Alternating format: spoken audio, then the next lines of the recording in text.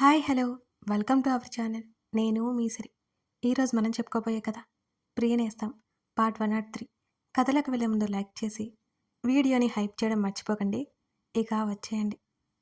ఆమె వచ్చినట్టు తెలియడానికి మెల్లిగా గొంతు సవరించుకుంది ప్రవర్తిక. తండ్రి కూతుర్లు ఏమాత్రం పట్టించుకోకుండా ఆటల్లో మునిగిపోయి ఉన్నారు. వారి దగ్గరికి వెళ్ళి చప్పుడొచ్చేలా ల్యాంప్ టేబుల్ మీద గ్లాస్ పెట్టింది. ఇద్దరూ తల తిప్పి చూశారు. ప్రవర్తిక వైపు చూశారు. భోజనం ప్లేట్‌తో నిలబడి కనిపించింది. భోజనం ఆమె మెల్లిగా అంటుంటే, బంగారం మనం బయటికి వెళ్దాం పదా అని పాపనెత్తుకుని బెడ్ దిగాడు అర్జున్. మీరిక్కడే ఉండండి. నేనే వెళ్ళిపోతాను అని ఉబికి వస్తున్న కన్నీళ్లను అతనికి కనిపించనీయకుండా వెళ్ళడానికన్నట్టు వెనక్కి తిరిగింది ప్రవర్తిక. ఇక్కడ ఉండమని చెప్పడానికి నువ్వెవరు అని గట్టిగా అడిగి, బంగారం డాడీ ఆమె తింటాడట, నువ్వు నాకు కంపెనీ ఇవ్వాలట అని చెప్పి అక్కడి నుంచి దిగి వెళ్ళిపోతుంటే అతని మాటల్లో ఆంతర్యం అర్థమయ్యి నవ్వుకుంటూ కన్నీళ్లు తుడుచుకుని, మీరు నా మీద ఎక్కువ రోజులు కోపంగా ఉండలేరులే అని మనసులో అనుకుంటూ బాగా ఆకలిగా అనిపిస్తుంటే తనే ఆ ప్లేట్లో భోజనం తినేసింది. సోఫాలో కూతుర్ని కూర్చోబెట్టి పక్కనే కూర్చుని తినసాగాడు అర్జున్. అర్జున్ ఫుడ్ పెడుతుంటే తినట్లేదు రక్ష. అతను తింటున్న ప్లేట్ లాక్కుని కింద పడేయాలని చూస్తోంది ఉంగాలు కొడుతూ. కూతురు పనులకు నవ్వుకుంటూ తింటున్నాడు. ప్రవర్తిక తినేసి ప్లేట్ పట్టుకుని బయటకు వచ్చింది. అర్జున్ని తిననివ్వకుండా అడ్డుపడుతుంది రక్ష. అర్జున్ మాట్లాడుతూ తింటున్నాడు మెల్లిగా. ప్లేట్ సింక్లో పెట్టి హ్యాండ్ వాష్ చేసుకుని వాళ్ళ దగ్గరికి వచ్చింది. చిట్టి తల్లి ఇలారా అంటూ కూతుర్ని ఆమె ఎత్తుకుంది. అర్జున్ మౌనంగా భోజనం చేస్తుంటే పాపను తీసుకుని అక్కడి నుంచి గదిలోకి వచ్చి పాలు పట్టించి నిద్రపుచ్చింది. అతని గదిలోకి రాగాలే మాట్లాడాలి అని ఉన్నా అతను ఇంకా కోపంగా ఉన్నాడని అర్థమై మౌనం వహించింది ప్రవర్తిక.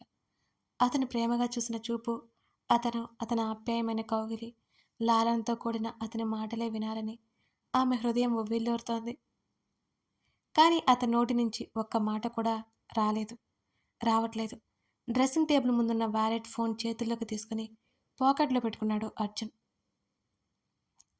అతను ఎక్కడికో వెళ్తున్నాడని అర్థమై బయటికి వెళ్తున్న వాళ్ళని అడగకూడదని గుర్తుకొచ్చి ప్రవర్తిక ఆగిపోయింది.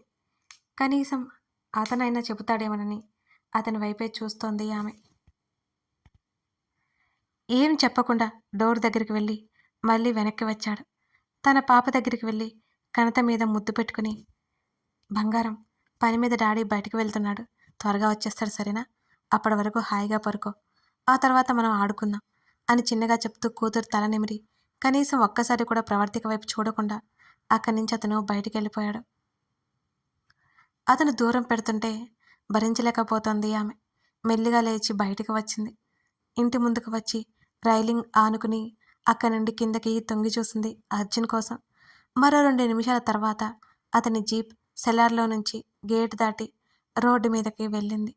వెళ్తున్న అతన్ని కన్నీళ్లతో చూసి కళ్ళు తుడుచుకుంటూ లోపలికొచ్చి డోర్ క్లోజ్ చేసుకుని పాప దగ్గరికి వచ్చింది ప్రవర్తిక.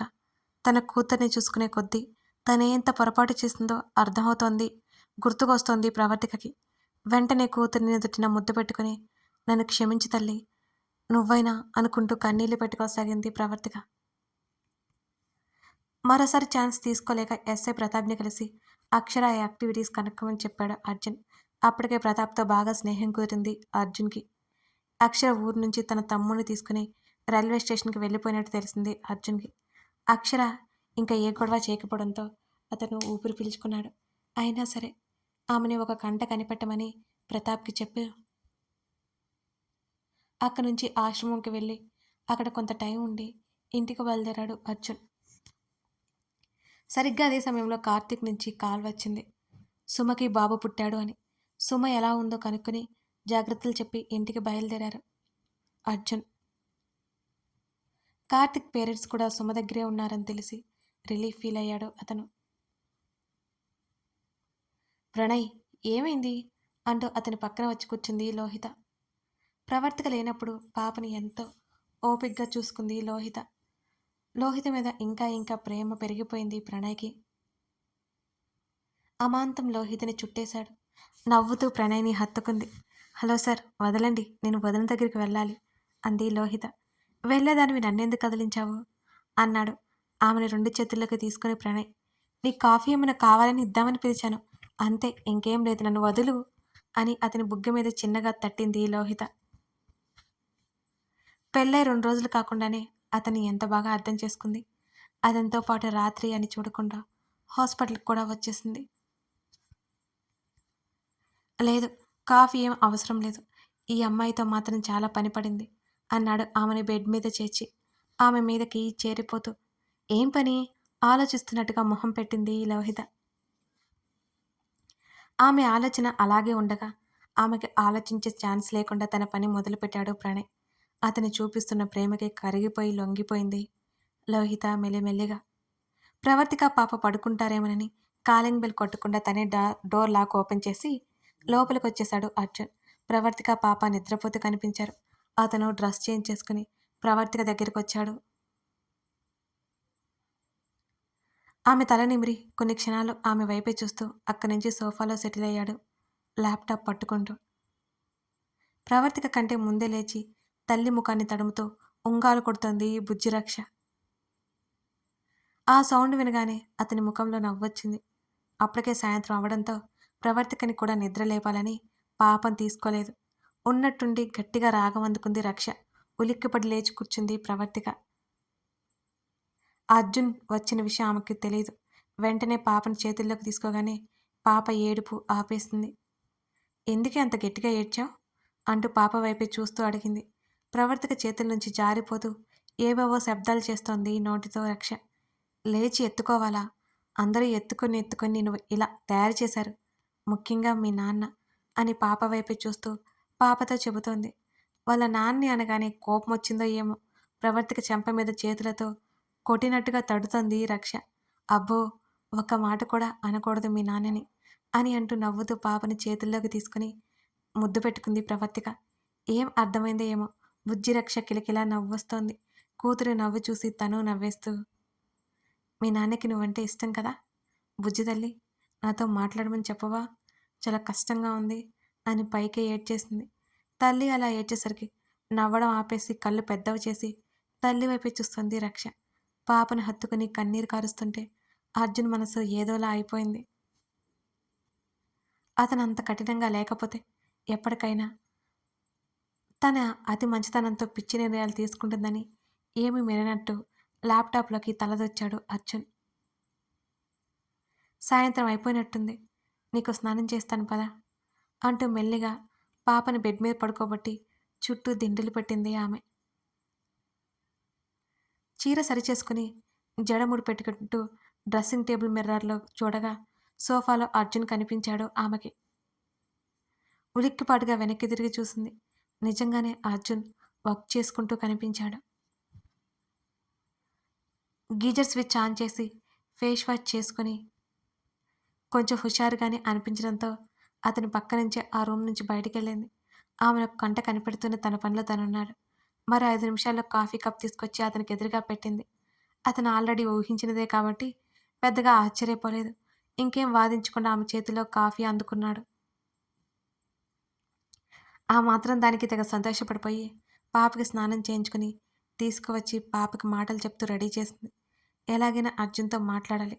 అతను కొట్టినా, తిట్టినా సరే అలా దూరం పెట్టడం మాత్రం తనకి కష్టంగా ఉంది. అతడి కోపాన్ని ఇంతకుముందు ఎన్నోసార్లు చూసింది. అదేమి కొత్త కాకపోయినా కొంచెం భయంగా ఉంది ఈసారి ఆమెకి. తనకు తానే ధైర్యం చెప్పుకొని అతన్ని చూస్తోంది. అతను మాత్రం ఏం పట్టించుకోవట్లేదు. దూరంగా సోఫాలో తండ్రి కనబడుతుంటే బెడ్ చివరికి పాక్కుంటూ పాక్కుంటూ వస్తూ ఉంది బుజ్జి రక్ష.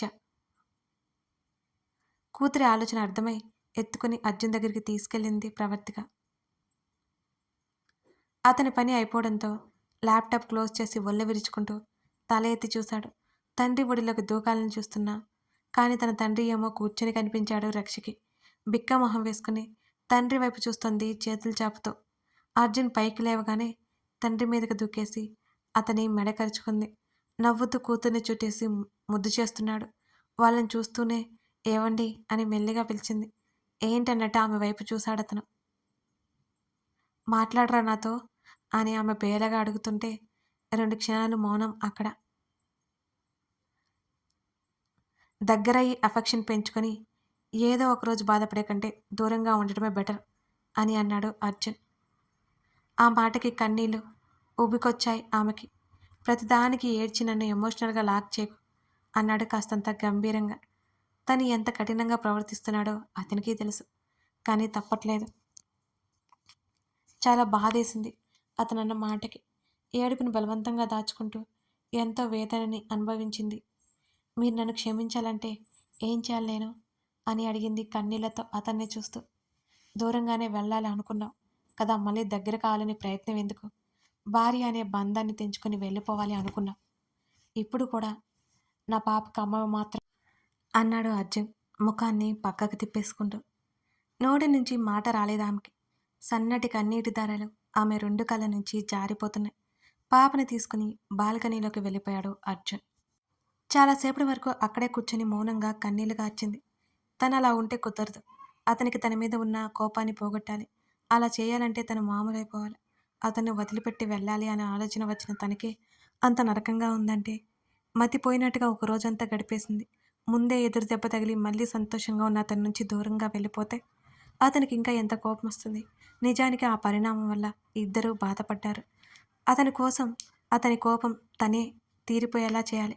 అంతేకాకుండా పాపని బాధ పెట్టినందుకు ఇంకా కోపంగా ఉన్నది అతనికి. అతను ఏమన్నా ఇక పట్టించుకోకూడదు. తన మీద ఉన్న కోపాన్ని, అసహనాన్ని పోగొట్టాలి అని ప్రవర్తిగా నిర్ణయించుకుంది. కారణం అతను ఎక్కువ రోజులు దూరంగా ఉండలేడని ఆమెకి తెలుసు. డైవర్ట్ అవ్వడానికి ఇంటి పనులు చూసుకోవాలనుకుని వెళ్ళిపోతుంటే ప్రవర్తిక ఫోన్ మోగింది. ఫోన్ తీసుకుని స్క్రీన్ మీద కనిపిస్తున్న కార్తీక్ నెంబర్ చూసి లిఫ్ట్ చేసింది. ప్రవర్తిక అని కార్తీక్ అనగానే చెప్పండి అన్నయ్య అని అంది అలవాటుగా. నువ్వు అత్తవయ్యావు, సుమకి బాబు పుట్టాడు, అర్జున్ చెప్పాడా నీతో అని అడిగాడు కార్తీక్. ఆయన ఇప్పుడే ఇంటికి వచ్చారన్నయ్య, ఇంకా ఏమీ చెప్పలేదు అని అంది ప్రవర్తిక. సుమ నీకు చెప్పమని గొడవ చేస్తుంటే కాల్ చేశాను అని కార్తీక్ అన్నాడు. సుమబాబు ఎలా ఉన్నారన్నయ్య అని అడిగింది ప్రవర్తిక. బాగున్నారు, సుమ రెస్ట్ తీసుకుంటోంది అన్నాడు కార్తీక్ తన కొడుకు వైపు భార్య వైపు ప్రేమగా చూసుకుంటూ. సుమ లేచాక ఒకసారి కాల్ చేయండి అన్నయ్య అని అంది ప్రవర్తిక. సరే అని చెప్పి కాల్ కట్ చేశాడు కార్తీక్. తను ఇదివరకులా ఉండడానికి శతవిధాలుగా ప్రయత్నం చేస్తోంది ప్రవర్తిక. సుమకి బాబు పుట్టాడు అనగానే ఆమెలో సంతోషం. ప్రణయ్ ప్రేమ తాకిడి నుంచి మొత్తానికి బయటకు వచ్చింది లోహిత. వదిన, అప్పుడే కిచెన్లో పని చూసుకుంటున్నావా? ఆరోగ్యం ఎలా ఉంది? నన్ను పిలిస్తే నేను వచ్చేదాన్ని కదా అని అంది లోహిత. ఇప్పుడు నేను బాగానే ఉన్నాను లోహిత, అందుకే వంట చేస్తున్నాను, మీరు కూడా ఇక్కడికే రండి అని చెప్పింది ప్రవర్తిక. నువ్వు రెస్ట్ తీసుకో వదినా, నేను చేస్తాను అంది లోహిత. పర్వాలేదు లోహి, కాఫీ పెట్టాను తాగుతావా అని అడిగింది. వాళ్ళు మాటల్లో ఉండగానే ప్రణయ్ కూడా అక్కడికి వచ్చాడు. ప్రవి, నాకు స్ట్రాంగ్ కాఫీరా అన్నాడు సోఫాలో సెటిల్ అవుతూ. వేడి చేసి నీకు అన్నయ్య తీసుకెళ్ళి లోహి అని అంది ప్రవర్తిక కూరగాయలు కట్ చేసుకుంటూ. ఇంతకీ బుజ్జిదెక్కడ వదినా, నిద్రపోతుందా అని అడిగింది లోహిత. ఇప్పుడే స్నానం చేయించాను లోహి, వాళ్ళ నాన్నతో ఆడుతోంది అని అంది ప్రవర్తిక. కాఫీ కప్పులో పోసుకొని ప్రణయ్కి ఒకటిచ్చి అర్జున్కి ఇవ్వడానికి అన్నట్టు వెళ్తుంటే, లోహిత, ఆయన తాగేశారు, నువ్వు తాగే అని కిచెన్లో నుంచే చెప్పింది ప్రవర్తిక. సరే అన్నట్టు తల ఊపి ప్రణయ్ పక్కన కూర్చొని కాఫీ తాగింది. పారిపోయి వస్తావా అన్నాడు ప్రణయ్ మెల్లిగా ఆమెగా వినిపించేలా. ఆ, లేకపోతే ఏం చేయాలి ముసిముసిగా నవ్వింది లోహిత. నైట్ ఎలా తప్పించుకుంటావో నేను చూస్తానుగా అంటున్న ప్రణయ్ పెదవుల్లో కొంటితనం తాలూకా నవ్వు. చి, సిగ్గులేదు నీకు, సైలెంట్గా ఉండు అని కసిరింది మెల్లిగా. అసలు లేదు అన్నాడు ప్రణయ్. తల కొట్టుకొని అక్కడి నుంచి లేచి ప్రవర్తిక దగ్గరికి వెళ్ళిపోయింది లోహిత. రక్షణ తీసుకుని బయటకొచ్చాడు అర్జున్. మేన కోడల్ని చూడగానే అర్జున్కి ఎదురెళ్ళి చేతులు చాచాడు ప్రణయ్. అర్జున్ మెడకరుచుకొని ప్రణయ్ దగ్గరికి వెళ్ళలేదు రక్ష. బంగారు తల్లి, మామి దగ్గరికి రారా అంటూ రక్ష చేతిని పట్టుకోగానే చేతిని వెనక్కి లాక్కేసుకుంటూ అర్జున్ మెడ చుట్టూ చెయ్యేసి అతని భుజంలో ముఖం దాచుకుంది ఆ బొడ్డది. అమ్మ దొంగ, మీ నాన్న రాగానే మీ నాన్న సైడ్ తీసుకున్నావా నువ్వు అన్నాడు ప్రణయ్ ఆశ్చర్యపోతూ. ఆ మాటకి అర్జున్ నవ్వాడు. బంగారం, మీ మామయ్య ఏడుస్తున్నాడు వెళ్ళరా అంటూ తన మెడ చుట్టూ ఉన్న కూతురు చేతిని తీసేసి ప్రణయ్‌కి ఇచ్చాడు అర్జున్. ప్రణయ్ ముక్కు పట్టుకొని లాగుతూ జుట్టు పీకుతోంది రక్ష. నా చెల్లి లక్షణాలు ఏమాత్రం రానట్టుందిరా నీ కూతురికి అని అన్నాడు ప్రణయ్. అంటే అన్నయ్య లక్షణాలు వచ్చాయా అంటూ అక్కడికొచ్చింది లోహిత. ఆలోపే ఎందుకు ఆ చెల్లి లక్షణాలు దేనికి పనికిరావు అన్నాడు అర్జున్. అవన్నీ కిచెన్లో నుంచి ప్రవర్తిక వింటోంది. కానీ మౌనంగా ఉంది. అర్జున్ సరదాగా అంటున్నాడేమో అని లోహిత అనుకుంటోంది. ప్రవర్తిక బాధపడుతుందేమోనని అనుకుంటూ ఆమె వైపు చూశాడు ప్రణయ్. ఏమీ పట్టనట్టుగా మౌనంగా వంట పని చేసుకుంటోంది ఆమె. కథ కొనసాగుతోంది. కథ నచ్చితే లైక్ చేసి, కామెంట్ చేసి మీకేమనిపించిందో చెప్పండి. మర్చిపోకండి ఫ్రెండ్స్. ఇంకొక ముఖ్యమైన విషయం అస్సలు మర్చిపోకండి. మన సిరీ డైరీస్‌లో 'నువ్వే కావాలని' అనే కొత్త స్టోరీ రన్ అవుతుంది. బావ మరదళ్ళ కథ. చాలా చాలా బావుంటుంది. మంచి రొమాంటిక్ ఫీల్‌తో ఉంటుంది. అస్సలు మిస్ చేయకుండా చూడండి. ఒక్కసారి మీరు ఆ కథలోకి వెళ్లారు అంటే ఖచ్చితంగా మీరు చూసేస్తారు మొత్తం. అంత బావుంటుంది. సరేనా? చూసేయండి. Thank you.